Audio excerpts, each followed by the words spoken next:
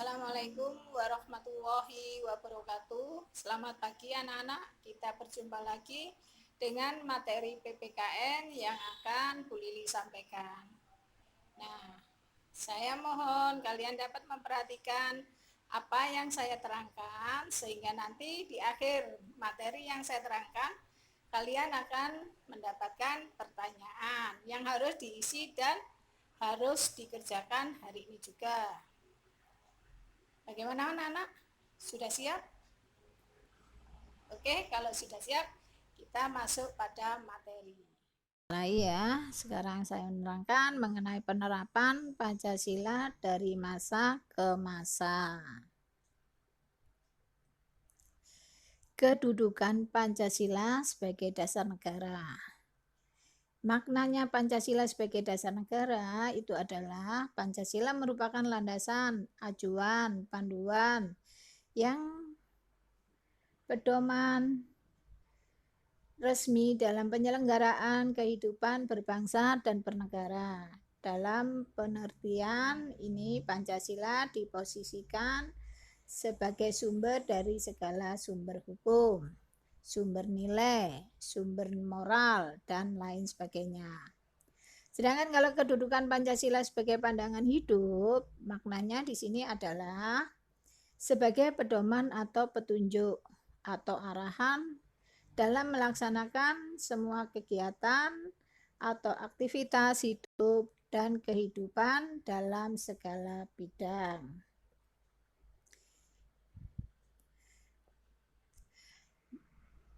Masa awal kemerdekaan tahun 1945 sampai tahun 1959. Pada periode ini, Pancasila sebagai dasar negara dan pandangan hidup menghadapi berbagai masalah. Ada upaya untuk mengganti Pancasila sebagai dasar negara dan penyimpangan terhadap nilai-nilai Pancasila. Antara lain, A. Pemberontakan Partai Komunis Indonesia atau PKI di Madiun pada tanggal 18 September 1942 yang dipimpin oleh Musa. Tujuan utamanya adalah mendirikan negara Soviet Indonesia yang berideologi komunis. Dengan kata lain, pemberontakan tersebut akan menggantikan Pancasila dengan paham komunis. Dan pemberontakan ini pada akhirnya dapat digagalkan. Yang kedua atau yang B, pemberontakan Darul Islam dan Tentara Islam Indonesia atau kita sebut dengan DITII yang dipimpin oleh Sekar Maji Marijan Kartosuwiryo. Pemberontakan ini ditandai dengan didirikannya Negara Islam Indonesia atau NII pada tanggal 7 Agustus 1949. Tujuan utama didirikannya NII adalah untuk menggantikan Pancasila sebagai dasar negara dengan syariat Islam yang mana bertentangan dengan ajaran Islam. Mereka melakukan perusakan dan pembakaran rumah penduduk, pembongkaran jalan kereta api, perampasan harta benda milik penduduk, serta melakukan penganiayaan. Upaya penumpasan dan pemberontakan ini memakan waktu yang cukup lama. Kartosuwiryo bersama pengikutnya baru bisa ditangkap pada tanggal 4 Juni tahun 1962.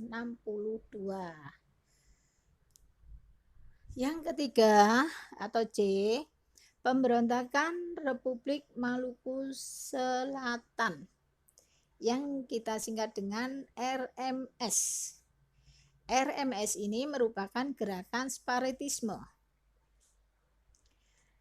dipimpin oleh Christian Robert Stephen Soumokil yang bertujuan untuk membentuk negara sendiri yang didirikan pada tanggal 25 April 1950. Pulau terbesarnya adalah Seram, Ambon, dan Buru.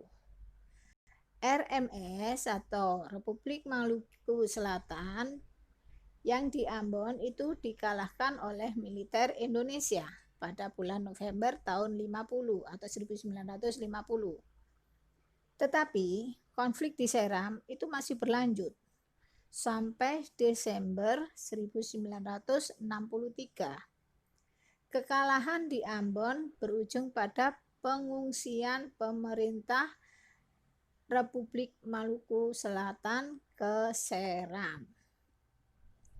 Lanjut yang keempat atau yang D, Pemerintah Revolusioner Republik Indonesia atau kita singkat dengan PRRI atau Perjuangan Rakyat Semesta, Permesta, yang dipimpin oleh Syarifuddin Prawiranegara dan Vince Samuel pada tahun 1957 sampai dengan 1958